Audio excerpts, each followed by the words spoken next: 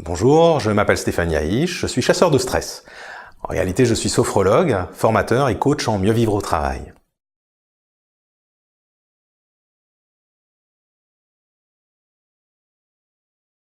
Alors, vivre une situation conflictuelle, c'est d'abord vivre une situation de stress. Et le stress, qu'est-ce que c'est? Eh bien, c'est d'abord une réaction physiologique. Ce matin, vous arrivez à la machine à café, un collègue vous accueille en vous disant « Tu es encore en retard ». Là, qu'est-ce qui se passe dans votre corps? Eh bien, votre cœur s'accélère, votre respiration s'accélère également. D'autres choses sont mises en action également. Mais c'est votre système d'alarme interne au niveau du système neurovégétatif qui dit à votre corps « Attention, il y a une menace ou il y a un danger ». Et la réaction émotionnelle, elle va intervenir dans un deuxième temps. Mais c'est elle qui va amplifier vos réactions et faire peut-être d'une situation banale un véritable conflit.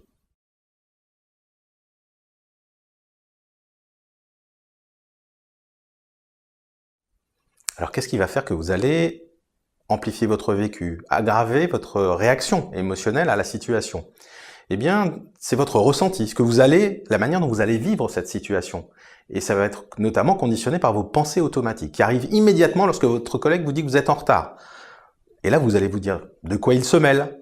Est-ce qu'il a noté tous mes retards depuis le début de l'année? Qu'est-ce qu'il va en faire? Il va s'en servir contre moi.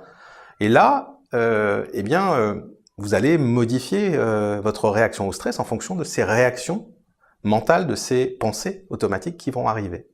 La boucle cognitive du stress, c'est cela, c'est-à-dire que vos pensées vont générer des émotions.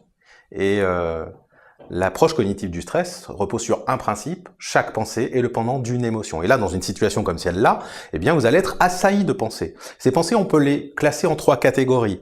Les pensées qui sont tournées vers soi-même, qui sont relatives aux autres et qui sont également relatives à l'avenir.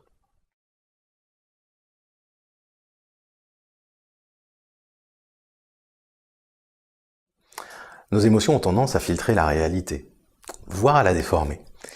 Lorsque vous vivez cette situation, vous avez un ressenti très personnel de la situation. Lorsque vous vivez le collègue qui vient vous dire que vous êtes en retard, vous allez le vivre peut-être comme une accusation, comme une agression. Ces fameuses pensées automatiques vont générer des émotions, de la peur, de la colère peut-être. Et cette colère va peut-être générer de l'agressivité qui va aggraver la situation, envenimer la situation, et transformer aussi peut-être une situation totalement banale en véritable conflit.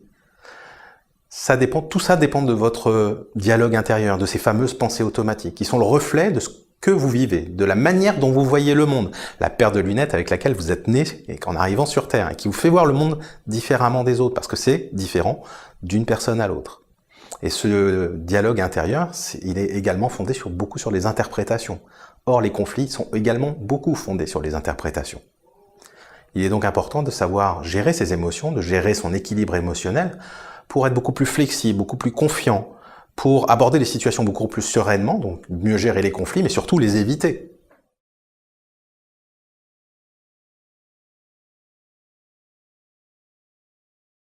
Alors cette boucle émotionnelle est donc provoquée par les pensées qui génèrent des émotions, qui ont un impact sur notre comportement, qui ont des conséquences également.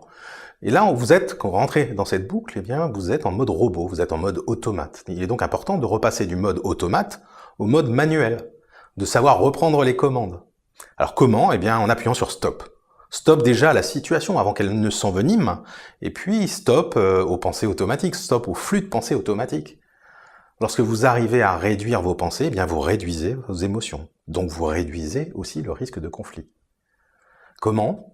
Eh bien, en pratiquant des exercices de relaxation rapide, des exercices de respiration comme la cohérence cardiaque qui vont vous permettre de vous recentrer immédiatement, des exercices de sophrologie, de pleine conscience qui eux ont un objectif commun: vivre l'instant présent, c'est-à-dire vivre la situation qu'on vit sans jugement et sans interprétation, en se concentrant totalement sur cet instant présent.